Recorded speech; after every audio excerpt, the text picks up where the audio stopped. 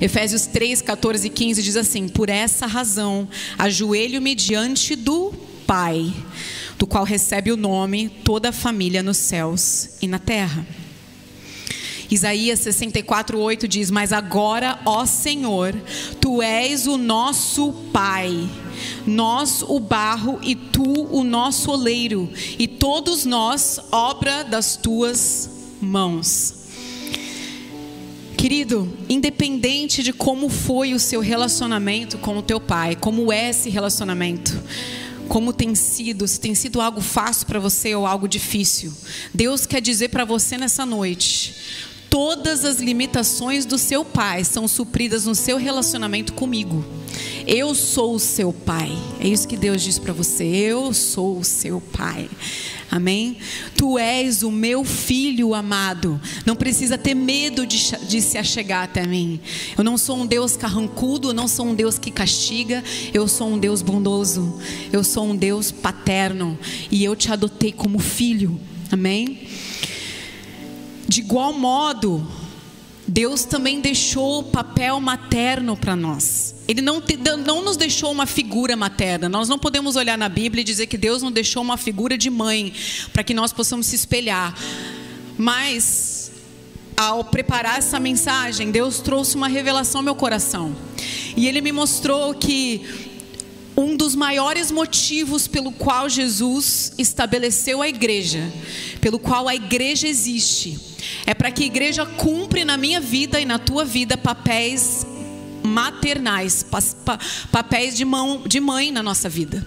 A igreja precisa se levantar e assumir esse papel que muitas vezes a nossa mãe terrena, a nossa mãe biológica, amém?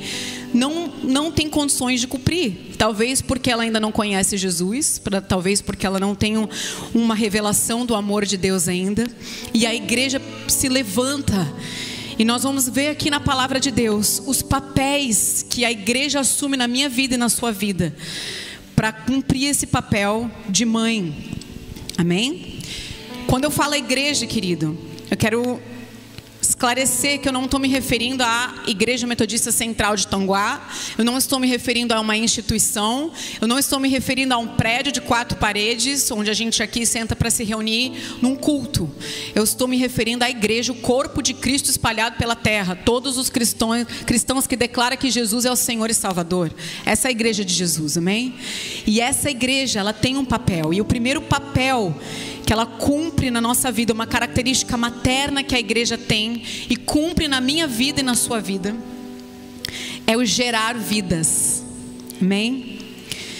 Se a igreja cumpre esse papel na nossa vida, mas nós também somos igreja, nós também precisamos cumprir esse papel na vida dos outros. Amém? Gerar é algo tão tremendo, que quando Deus decidiu enviar Jesus ao mundo, Ele é Deus, certo? Ele poderia ter enviado Jesus do jeito que Ele quisesse. Talvez Ele poderia ter feito uma coisa super cinematográfica, com uma luz saindo do céu, e Jesus desce já, e cai, e já vem como adulto, e vem aquele som, e uma trombeta para todo mundo ouvir. Mas Deus fez assim? Não. Deus decidiu fazer com que Maria engravidasse do Espírito Santo e desse luz a um bebezinho, para depois de 30 anos Jesus começar o ministério dele. Então o gerar é muito importante na palavra de Deus. Nós temos esse exemplo de Jesus que veio através de gerar. Levanta sua mão se você é mãe, biologicamente mãe. Você gerou no seu ventre. Como que foi gerar, mãe? Foi algo fácil, lindo, assim, igual a gente vê no Instagram, sabe? Que a mulher tá com umas asas de anjo, assim, com uma roupa de renda, bem bonita, assim, com aquele sorriso, toda maquiada, com um vento, assim, caindo no cabelo, assim, ó, plena, com aquela barriga. Foi assim todos os dias da sua gestação? Minha irmã, se foi assim, depois você ora por mim no final do culto. Porque gestação é maravilhoso, tem dias muito bons, mas tem dias muito difíceis. Tem dias que a gente está com enjoo, tem dia que a gente está com medo, que a gente olha para a barriga e fala assim: meu Deus, entrou, como é que vai sair agora? Não é verdade? A gente olha e fala, e agora, Jesus? Agora vai ter que sair de alguma forma. Não sei como é que vai ser isso. Dá um medo, dá enjoo. Tem dia que a gente está com dor, tem dia que a gente está com azia. No final, a gente tem dificuldade para dormir. Aí a gente vive cansado, verdade ou não verdade? Aí a gente já está super cansado no final da gestação. Aí a gente dá luz ao bebê. Aí o bebê dorme a noite toda. Dorme nada, fica acordando. A gente já está cansada porque não estava dormindo direito, porque estava grávida. Aí daqui a pouco o neném nasce e a gente passa a noite em claro, tentando entender se está com gás, se está com fome, se está com frio, se eu troco a fralda, se eu dou remédio, se eu dou mamadeira. O que eu faço? Jesus amado, me ajuda. Quem é mãe de primeira viagem, chega com aquele bebezinho em casa, olha para aquele bebezinho, aí olha para a cara do marido, aí olha para o bebezinho, aí fala, e agora, Jesus? O que eu faço? Agora comigo? E aí naquela hora, junto com aquele bebê, nasce uma mãe. E a gente descobre que não precisa de ninguém ficar falando pra gente, olha, ele tá com frio, olha, ele tá com fome. Não, a gente já sabe. Porque do nada vem um instinto materno que nasce junto com a gente, que todo mundo está falando que o neném está com fome, a gente sabe que não é fome. A gente sabe que ele está com gases, ou a gente sabe que ele está com frio, verdade ou não verdade? Isso começa a nos gerar, isso começa naquele amor. Eu falo que mãe já é mãe quando está gerando. O pai só vira pai quando nasce, só quando vê criança, não é verdade? Mas mãe não. Mãe só já vira mãe quando está gerando. E é bem desse jeito. E começa esse amor e essa disposição de viver esse desconforto, de viver essa dor, de viver esse medo. Começa no ventre, começa no gerar. Mas independente se você já gerou biologicamente ou não, talvez você nunca gerou, não teve oportunidade de gerar no seu físico, mas talvez você já adotou um filho. E eu quero dizer para você, mãe, nessa noite, que tem um filho adotivo, que adotou uma criança, ou que nunca teve oportunidade de gerar, você pode gerar espiritualmente. Amém? E se você adotou um filho, você gerou. Sabe por que você gerou? Porque gerar é estar disposta. Gerar é se dispor para a vida de outra pessoa. É você falar, eu estou disponível a carregar essa vida. Eu estou disponível a cuidar dessa vida. E faço a disposição de não fazer muitas vezes aquilo que eu quero, na hora que eu quero, do jeito que eu quero, em prol dessa vida que eu estou gerando. Então, queridos, a palavra de Deus, ela deixa muito claro que gerar não é só algo para mães, não é só algo físico para mulheres. A palavra de Deus ensina que nós, como igreja, homens, mulheres, meninos, meninas, jovens, idosos, adultos, não importa, nós temos um papel de gerar vidas. Amém? Entenda bem, nós não temos o papel de dar a vida. Quem dá a vida é o Senhor. Amém? Mas nós temos o papel de gerar, de se dispor, de estar disponível. Queridos, o apóstolo Paulo, ele é demais, ele não é demais? O apóstolo Paulo nos ensina, na palavra ele usa várias vezes o termo gerar. Em Filemon 1:10, diz assim, peço-te pelo meu filho Onésimo, que gerei nas minhas prisões. Paulo estava encarcerado. Enquanto ele estava encarcerado, ele estava gerando um discípulo, um filho em Deus. Amém? Gálatas 4:19 diz assim, Paulo falando novamente, meus filhinhos, por quem de novo sinto as dores de parto, até que Cristo seja formado em vós. Paulo nos ensinando que ele, em prol da vida do seu filho espiritual, ele sentia dores de parto. Ele se doava, ele se entregava, ele orava, ele incentivava, ele investia naquela vida de uma tal maneira que chegava a doer, chegava a sentir dor, e aquela dor só passava quando ele dava luz àquele filho, quando aquele filho, como está dizendo ali, fosse formado em Cristo. Quando aquele filho estivesse formado em Cristo, aí as dores passavam, porque era tamanha o amor que ele tinha em gerar esses filhos espirituais. Queridos, você levantou a mão se você é a mãe, né? Se você gerou filho. Agora levanta a mão se você teve um filho parto normal. Parto normal. Amém, irmãs. Parto normal. Foi tão tranquilo, não foi? Foi maravilhoso, gente, não foi?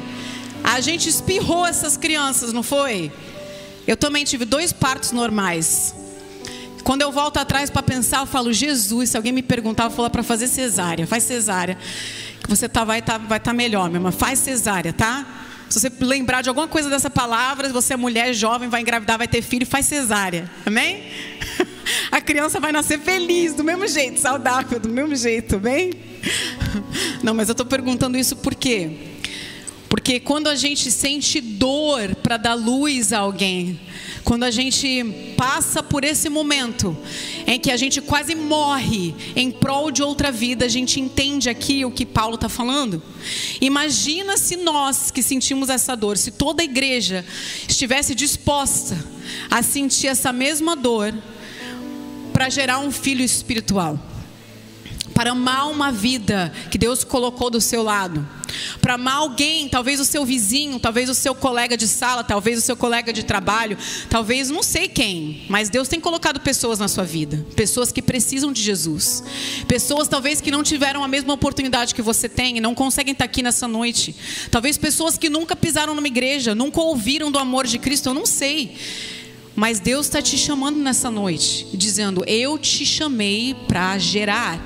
E na prática, querido, às vezes a gente não entende muito bem o que é gerar na prática. Como é que eu faço para gerar um filho espiritual? Talvez você não se sente nem apto para gerar um filho espiritual. Você fala, Jesus, eu nem passei pela minha maturidade espiritual ainda para poder estar gerando filhos. Eu não sei aonde você se encontra. Mas eu sei que Deus vai falar com você nessa noite, independente de onde você estiver na sua vida espiritual. Se você foi um bebê espiritual, ou se você é uma criança espiritual, ou um pré-adolescente, ou um adolescente, ou você já é maduro na sua fé. Eu não sei. Mas Deus vai acelerar esse crescimento na sua vida em nome de Jesus. Porque Ele tem um propósito para a sua vida, e esse propósito é que você gere vidas. Amém? Na prática, como que a gente faz para gerar um filho espiritual? Da mesma forma que a gente faz no físico, a gente precisa primeiro estar disposto a gerar. A gente precisa entender que a nossa vida, ela não é apenas fazermos aquilo que a gente quer, na hora que a gente quer e do jeito que a gente quer.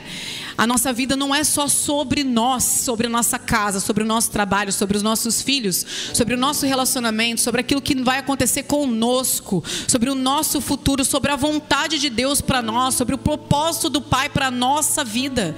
Existem propósitos que Deus já designou na palavra dEle, que nós não precisamos perguntar para o Senhor, Senhor, o Senhor quer que eu gere vidas? É isso que o Senhor quer? Nós não precisamos perguntar. Porque já está aqui, já está escrito que Ele quer que a gente gere vidas. Nós não precisamos ter dúvida. Então a gente precisa estar disposto a isso. A gente precisa estar disposto a olhar para o lado e ouvir a necessidade do outro, entender o que o outro está precisando. Está disposto a parar um pouquinho do nosso dia. Queridos, às vezes aquele bendito celular e toma tanto do nosso tempo, que ao mesmo tempo que a gente está ali com pessoas, a gente não está aqui com pessoas mais. A gente senta para tomar um café com alguém ou para ouvir alguma coisa de alguém, e de repente está todo mundo olhando o celular. A gente senta para almoçar com a nossa família, às vezes está todo mundo olhando o celular. E ele toma, nós temos tantas distrações nos dias atuais, que a gente não pode nem dizer que a gente não tem tempo por causa do trabalho, ou por causa das nossas responsabilidades. Às vezes a gente não tem tempo, ou às vezes a gente está desatento à necessidade do nosso redor. A gente está desligado, porque a gente está distraído com outra coisa. A gente não está vivendo aquele momento. Quando a gente está no momento, a gente está mais preocupado em postar aquele momento do que aproveitar aquele momento. E Deus está falando para nós, vocês precisam voltar à essência do que é. A gente só tem vontade de gerar quando a gente tem contato aqui com os outros. Por isso que eu sempre falo, para mim o coração da igreja, a vida da igreja é no discipulado, não é aqui. Não é aqui domingo à noite quando você vem, escuta uma palavra e você senta e você adora. Aqui é um momento de celebração. Mas a vida da igreja acontece lá nas casas. Sabe por quê? Porque lá nas casas eu começo a ouvir as necessidades das pessoas. Eu começo a caminhar mais perto com aquela pessoa. Aí de repente, naturalmente, sem ser nada forçado, você começa a se identificar mais com aquelas pessoas. Aí se você quiser sair para comer um hambúrguer na sexta-feira, você vai chamar aquela pessoa lá do grupo. Aquela pessoa lá do grupo está caminhando com você, você ouviu a história dela, você está sabendo o que está acontecendo com ela, você está orando por ela, você orou por ela lá no grupo. Aí vocês começam a nutrir um relacionamento. Aí naquele ambiente você é desafiado a gerar vidas, naquele ambiente você é desafiado a trazer pessoas. E aí você traz alguém para aquele ambiente, aquela pessoa tem a oportunidade de ouvir algo que ela nunca ouviu, ou de experimentar algo que ela nunca experimentou. E ali você começa a gerar. Ali você começa a cuidar, amém? A gente precisa, além de estar disposto e atento, a gente precisa estar disposto a dar o nosso tempo, doar o nosso tempo, ouvir as pessoas, conversar com as pessoas, saber o que está acontecendo. Às vezes a gente perde a oportunidade só de ouvir, só de entender. Às vezes a pessoa fala assim, eu tô com uma dor no pé. Aí você fala, é mesmo? Poxa, eu também tive, blá, blá, blá. Aí o assunto morre. E às vezes, se você tivesse dado mais atenção à dor do pé da pessoa e falado assim, posso orar com você pela dor do seu pé? Aí depois você lembra dela daqui 2, 3 dias e você fala assim, seu pé melhorou? Ali, devagarzinho, bem devagarzinho, você está começando a gerar. Porque você está se importando, está dando do seu tempo, está dando seus ouvidos, está prestando atenção no que aquela pessoa precisa, amém? Mas quando eu penso no nosso maior impedimento de gerar vidas, o que mais me entristece é pensar que às vezes a gente não está disposto a gerar vidas, porque a gente tem medo de assumir uma posição de referência na vida das pessoas. A gente tem medo que as pessoas fiquem olhando para nós como exemplo. Sabe por quê? Porque às vezes a gente não está fazendo aquilo que a gente está pregando. E as pessoas estão vendo que a gente não faz aquilo que a gente prega. E aí a gente fica com medo de gerar vidas, porque a gente tem medo de assumir esse papel. E eu quero dizer para você, em nome de Jesus, querido, em nome de Jesus, Deus vai te levar para um lugar de maturidade, crescimento nele, em nome de Jesus. Eu creio que em nome de Jesus Ele vai te levar a esse lugar, Ele vai te conduzir a este lugar. E quando Ele te levar a este lugar, você vai entender que você não precisa ser perfeito para gerar vidas. Jesus não exige perfeição. Jesus não exige que você faça uma faculdade de teologia, não, e se torne pastor. Jesus só quer que você esteja disposto, só isso. Esteja disposto a olhar para o lado, esteja disposto a não se preocupar só com você, esteja um pouquinho mais atento. Se você ficar um pouquinho mais atento, Ele vai te mostrar uma oportunidade de gerar uma vida. E essa vida pode ser mudada para sempre. Você pode ajudar essa pessoa, como diz Paulo aqui, a se firmar em Cristo. Porque você de repente ouviu uma coisinha e você decidiu investir ali naquele lugar. Amém? A segunda característica materna que a igreja cumpre na minha vida e na sua vida, que a gente precisa cumprir na vida dos outros, amém? É cuidar, é apacentar. Lá em João 21, do 15 a 17, vocês vão lembrar desse texto, é bem conhecido. Jesus pergunta para Simão Pedro: Simão, filho de João, você me ama mais do que estes? Disse ele: sim, Senhor, tu sabes que te amo. Disse Jesus: cuide dos meus cordeiros. Novamente Jesus disse: Simão, filho de João, você me ama? Ele respondeu: sim, Senhor, tu sabes que te amo. Disse Jesus: pastorei as minhas ovelhas. Pela terceira vez ele lhe disse: Simão, filho de João, você me ama?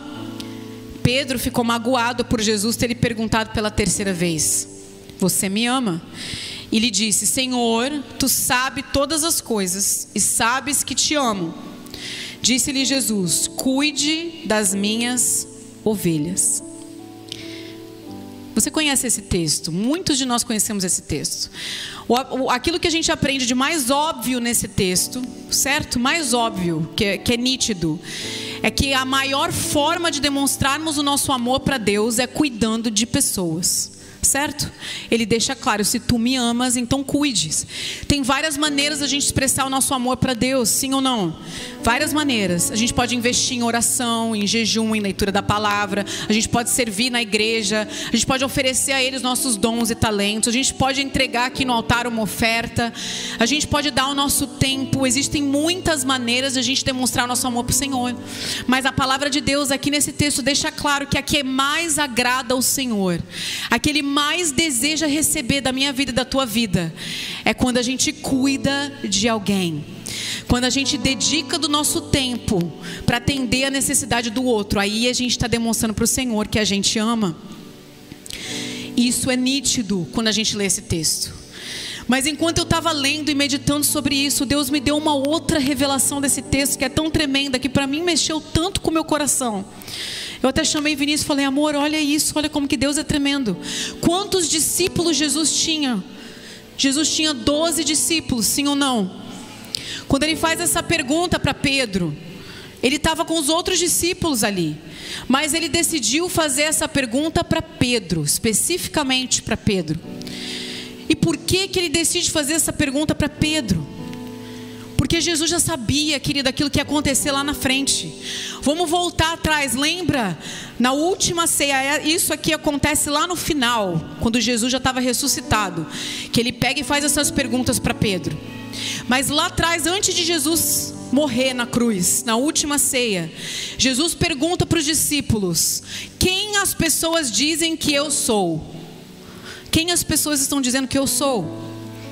E aí um se levanta e fala: uns dizem que você é profeta. E aí Simão Pedro, que antes era chamado de Simão, ele responde e diz assim: tu és o Cristo, Filho do Deus vivo. Quando Pedro responde isso, o que Jesus estabelece sobre a vida de Pedro? Ele profetiza sobre Pedro e ele diz: Pedro, sobre esta rocha, porque Pedro significa pedra, significa rocha. Sobre esta rocha, Pedro, sobre a sua vida, eu vou estabelecer a igreja, e as portas do inferno não prevalecerão sobre a igreja. Amém?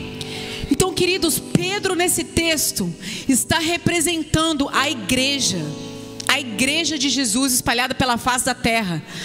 Então quando ele fala para Pedro: Pedro, tu me amas. Pedro, tu me amas. Pedro, tu me amas, então cuida das minhas ovelhas. Ele está falando: o DNA da minha igreja, a base da igreja, o fundamento da igreja é cuidar de vidas. Cuidar. Você vai não somente gerar, mas você vai cuidar. O que é cuidar na prática? Como que a gente cuida na prática de uma vida espiritualmente dizendo? Se a gente olhar, a palavra que ele usa ali é apacentar, certo? Apacentar as minhas ovelhas. Apacentar tem a definição de guiar, de nutrir, de alimentar, de doutrinar, de cuidar. Então o DNA da igreja, por que às vezes a igreja passa por momentos, não passa? Por fases. E parece que tem momentos que a igreja está crescendo, e tem momentos que ela passa por um momento que fica estagnada. Sim ou não? Todo mundo que é de igreja deve ter vivido isso. E às vezes eu me questiono: por que a gente tem que viver esse momento de estagnação? Porque às vezes a igreja não está cumprindo essa função, essa base não foi estabelecida. Então a gente vai na igreja, a gente canta, a gente ora, a gente louva a Deus, a gente faz um monte de coisa que é bênção, que a gente precisa fazer mesmo. Mas a gente deixa de fazer aquilo que é o primordial, aquilo que é a base da igreja, que é cuidar. Às vezes a gente pensa, querido, que essa tarefa é somente pastoral, que o pastor da igreja tem a obrigação e o papel de cuidar. E sim, o papel dele é cuidar e apacentar. Mas a palavra de Deus deixa claro que essa responsabilidade de cuidar é da igreja toda, da igreja espalhada pela terra. Olha o que diz lá na palavra de Deus. Essa não é a opinião da pastora Aline, não, tá, gente? Essa é a opinião bíblica. Eu não sei se você lembra, mas existe um texto da palavra que diz assim: eu tive fome e tu me deste de comer. Eu tive sede e tu me deste de beber. Sim ou não? Lembra dessa passagem? Depois ele continua em Mateus 25, 35 e 36. Diz assim: pois eu tive fome e vocês me deram de comer. Tive sede e vocês me deram de beber. Fui estrangeiro e vocês me acolheram. Necessitei de roupas e vocês me vestiram. Estive enfermo e vocês cuidaram de mim. Estive preso e vocês me visitaram. Aí a gente pula por versículo 40 e diz assim: o rei responderá, lá no dia do julgamento, Deus vai dizer: digo a verdade, o que vocês fizeram a algum dos meus menores irmãos, a mim o fizeram. A resposta, querida, é muito simples. Se você não precisa se tornar um missionário, você não precisa sair de Tonguai para outro lugar, você não precisa fazer nada disso para cuidar de vidas, você só precisa olhar para o lado. E se alguém te pedir ajuda, falar: eu estou com fome, e você tem como dar comida, você dá. Eu estou com sede, você tem como dar água, você dá. Eu preciso de roupa, eu estou com frio, se você tem como ajudar, você dá. Querido, sabe por que muitas vezes a gente não ajuda, ou a gente não cuida, ou a gente não apacenta? Porque às vezes a gente tem assumido um papel de juiz na vida das pessoas. Às vezes a gente assume um papel de julgamento, a gente olha para a necessidade do outro, a gente fala assim: essa pessoa está passando necessidade, está passando o que ela está passando porque ela pecou, porque ela fez más escolhas na vida dela. E às vezes isso é verdade, mas às vezes não é. Independente se for verdade ou não, Jesus não fala assim: cuida da pessoa que está com fome se essa pessoa tomar decisões corretas. Se a pessoa fizer tudo certinho na vida, mas ela está passando fome, aí você alimenta. Não, Jesus não dá nenhuma pré-condição para a gente ajudar ninguém. Ele só fala ajuda. Se a pessoa precisa e você tem como ajudar, você ajuda. Amém? Mas às vezes a gente olha e fala assim: meu Deus, mas se eu ajudar, eu vou atrapalhar mais do que ajudar. Então, querido, tenha sabedoria. Deus vai te dar sabedoria. Mas se você tiver como ajudar, ajude da forma sábia que Deus te orientar. Porque de igual modo que esse texto fala: eu tive fome e vocês me deram de comer, também fala do outro lado. Do lado em que eu tive fome e você não me deu o que comer. E eu tive sede e você não me deu o que beber. Então você não entra no gozo do seu Senhor. Você não entra. Você vai para o outro lado, porque Deus vai falar para você: mas eu não te conheço. Eu não te conheço, porque lá no versículo diz: se vocês fizerem aos mais pequeninos, vocês fizeram a mim. Então, se a gente negar ajuda para alguém, quando a gente pode dar essa ajuda, a gente está dizendo para o Senhor: Deus, eu não estou disposta. Eu não estou disposta a fazer. Porque eu preciso de mais para fazer, porque eu também estou precisando de ajuda. Aí a gente começa a dar um monte de desculpa, sim ou não? Porque aquela pessoa não merece, porque aquela pessoa fez, porque a pessoa não fez. E Deus não dá nenhuma pré-condição para nós. Ele só fala: ajuda. Se você puder, ajuda. Amém? A terceira e última característica materna que a igreja cumpre na nossa vida, que nós precisamos cumprir na vida de outros, é de ensinar e discipular. Mateus 28, versículos 19 e 20. Esse texto é considerado a grande comissão. É algo que Jesus liberou e falou para toda a igreja, para todos nós. E diz assim: portanto, vão e façam o quê? De todas as nações, batizando-os em nome do Pai e do Filho e do Espírito Santo, ensinando-os a obedecer a tudo que eu lhes ordenei, e eu estarei sempre com vocês até o fim dos tempos. Vão e façam O que eu e você precisamos fazer? Discípulos. Para mim, essa última característica é a mais importante de todas. Por quê?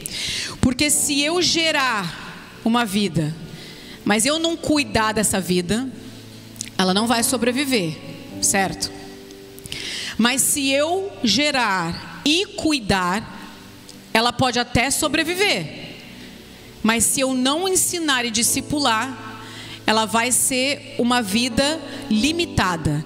Ela vai ser um filho mimado, um filho imaturo, um filho que não tem a capacidade de ouvir e obedecer a voz de Deus, um filho que não consegue estabelecer um relacionamento com Deus, porque ele não teve ninguém para discipular, para ensinar para ele como é que faz, para falar assim: olha, quando a gente precisa fazer dessa maneira, a gente ora dessa maneira, a gente começa a tomar as nossas decisões dessa forma, a gente tem que tomar cuidado para não ir para lugares onde nós vamos ser tentados, nós precisamos fugir da presença do mal, nós precisamos fazer dessa maneira, dessa outra maneira. E se a gente não ensinar e não discipular, não orientar dessa forma, nós vamos ter filhos imaturos espiritualmente. Nós vamos ter uma igreja que é bebê, que está sempre engatinhando, que não consegue chegar onde o Senhor tem, no propósito que o Senhor tem. Queridos, outra palavra para discípulo é seguidor ou imitador. Imitador. Quantos de vocês têm uma conta no Facebook ou no Instagram? Levanta a sua mão. Se você tem uma conta no Facebook e no Instagram, levanta alto, alto. Praticamente a igreja toda, né? Quando alguém está nos acompanhando na rede social, a gente chama essa pessoa do quê? Seguidor. Ele é o nosso seguidor, certo? Ele nos segue. Isso está tão entranhado em nós que a gente não percebe. A gente começa a seguir pessoas e a gente começa a olhar aquelas pessoas como referências. A gente começa a seguir, a gente começa automaticamente, sem querer, sem ser intencional, a gente começa a adaptar coisas. Moda, a gente começa a adaptar daquela forma. Forma de falar, a gente começa a adaptar daquele jeito. O jeitinho de não sei o quê. Gostei disso, vou aplicar isso na minha vida. E a gente começa a seguir. Por que eu trouxe a questão da rede social para você, querido? Porque você tem pessoas te seguindo, pessoas olhando para você.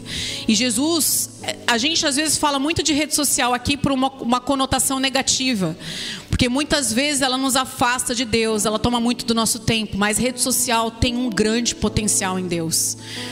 Se a gente pegar essa plataforma e a gente usar essa plataforma para dizer para o mundo: sejam discípulos, me imitam. O que Paulo diz lá para a igreja de Coríntios, 1 Coríntios 11, lá no comecinho, ele começa essa carta a Coríntios dizendo: tornem-se meus imitadores, meus seguidores, como eu sou de Cristo. Tornem-se meus imitadores, como eu sou de Cristo. Hoje, se eu fizer essa pergunta para a sua vida, se eu te perguntar, ou perguntar para mim mesmo, eu tenho condições de dizer para uma pessoa: me imita porque eu sou seguidor de Jesus, eu faço a vontade de Deus, então me imita. É isso que Deus está falando, que a gente precisa chegar nesse ponto. Se alguém abrir hoje a sua página, o seu perfil na rede social, ela vai poder olhar ali naquele perfil e dizer assim: essa seguidora de Jesus, essa eu posso seguir. Porque às vezes, querida, a gente é uma coisa na igreja e aí na nossa rede social uma tristeza, que chega lá, só tem foto de biquíni, só tem foto de malhando, só tem foto de não sei o quê, e é uma tristeza.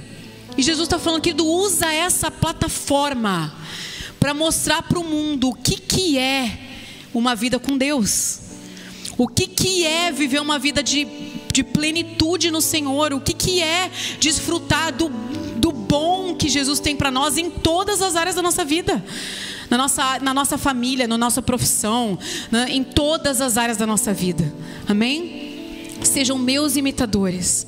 Queridos, a maior mentira de Satanás que ele lançou sobre a igreja é dizer que nós não podemos, eu e você não podemos ser referências para as pessoas, que a única referência, a única pessoa que a gente pode olhar é Jesus. Querido, a gente pode sim olhar para Jesus, e Ele é a única referência de perfeição que nós temos. Ele é o único que é perfeito. Então, se a gente quer uma referência de perfeição, a gente olha para Jesus. Mas nós precisamos ter referenciais de homens e mulheres de Deus. Nós precisamos olhar para essas pessoas, a ponto de eles transbordarem em nós tanto, de nós crescermos tanto, que nós vamos poder olhar para o outro e dizer: me segue porque eu sigo a Cristo. Então nessa noite eu quero terminar essa palavra contando uma história para você, uma história pessoal minha, e dizer para você: seja meu imitador, me imite, porque eu falo para você nessa noite, eu sigo a Cristo. Então me imite. Eu quero ter a mesma ousadia que Paulo teve. Eu quero dizer para você: seja meu imitador, porque eu sigo a Cristo.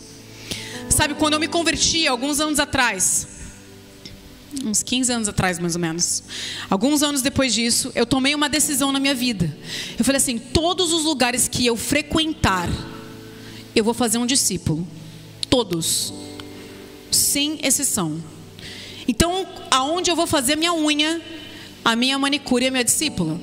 Aonde eu faço meu cabelo, ele só não é meu discípulo porque ele é homem.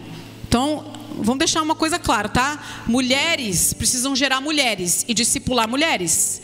E homens precisam gerar homens e discipular homens.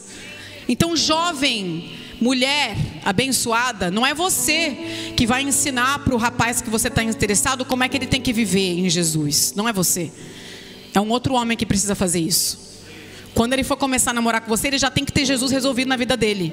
Não é você que vai ensinar para ele como é que faz. Amém? Então eu comecei a gerar discípulos. No meu trabalho eu falei: eu vou fazer uma discípula. E eu fiz uma discípula.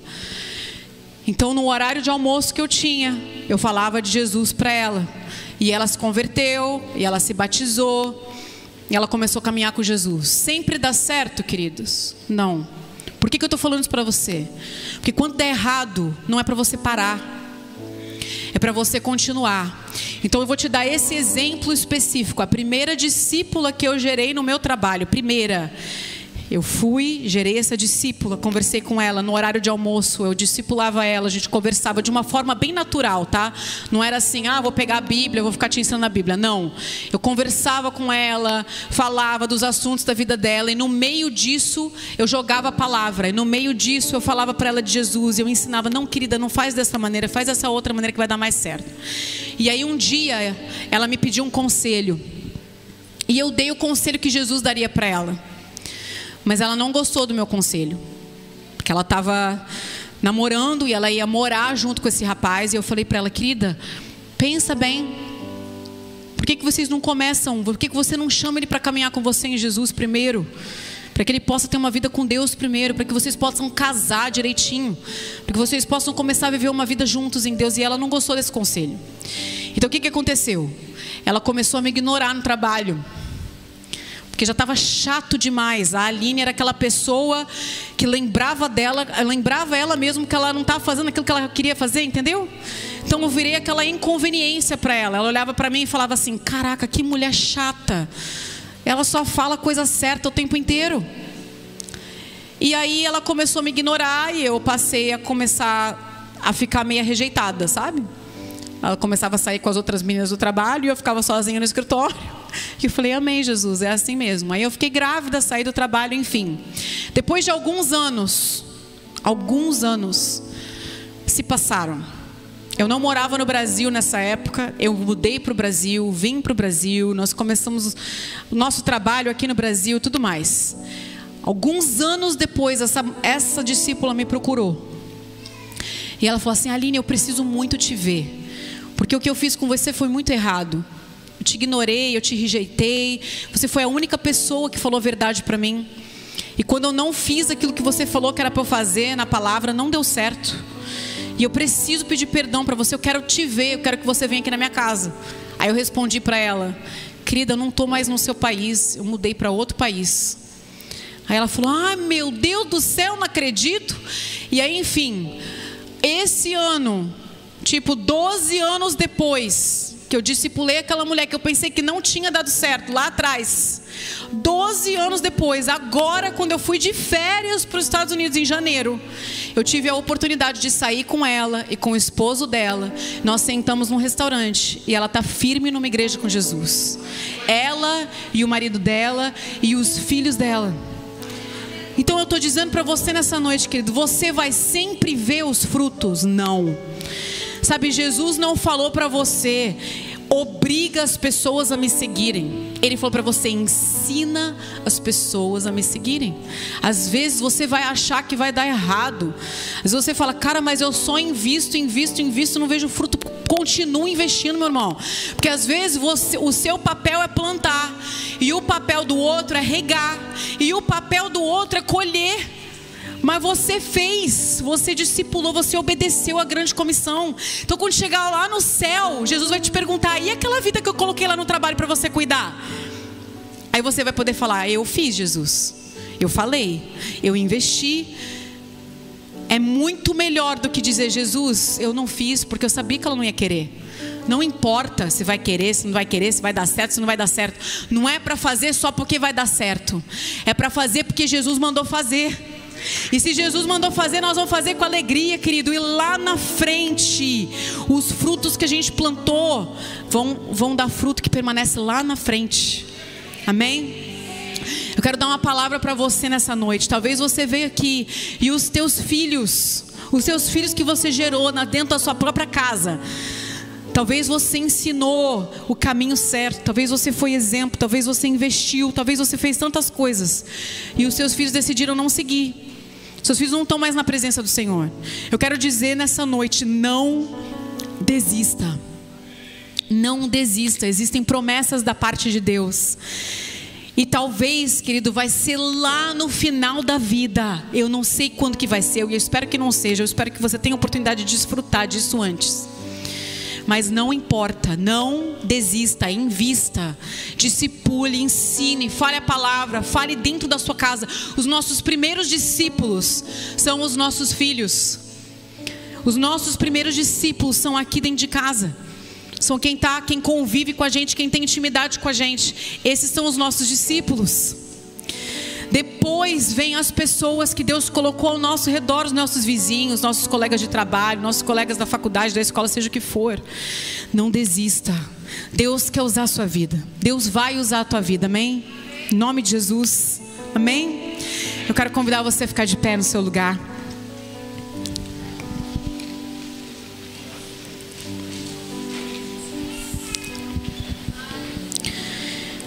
Eu quero aproveitar e dizer para você, jovem, que está aqui neste lugar. Talvez você não se vê, você não consegue se enxergar como referência para a vida de alguém. Você pensa assim, eu sou muito novo para ser referência para alguém. Eu quero dizer para você que Deus te chamou para ser referência mesmo novo. Que Ele te chamou para remar contra a maré. Que Ele te chamou para dizer sim quando todo mundo diz não. Ele te chamou para dizer não quando todo mundo diz sim. E não tem problema nisso. Não se preocupe naquilo que as pessoas estão pensando de você. Mas obedeça a Jesus. Faça aquilo que Ele te chamou para fazer. Amém?